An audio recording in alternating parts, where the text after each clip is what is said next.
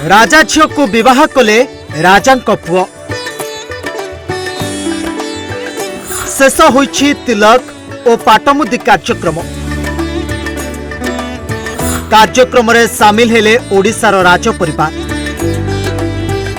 नुआ जीवन आरंभ कले कीर्ति और आदित्य। गजपति परंपरा अनुसार होइछि बाहाघर। ओडिशा देखिला आउ एक राज परिवार बाहाघर। बेदी रे बसिछंती कीर्ति और आदित्य। बरबधू राजकीय ढंगरे सजई होई बेदी रे बसिछंती। दुई परिवार ओडिशार होइथिबा बेले एहाकु नेई एबे चर्चा जोर धरिछि। पुरीर कुमार साहेब अनंग भास्कर देव और पाटराणी जयश्री देवी झील राजजेमा कीर्ति देवଙ୍କ हाथ धरिछंती आदित्य प्रताप। आदित्य हेउछंती आठगड़ विधायक रणेन्द्र प्रताप स्वाईଙ୍କ पुओ।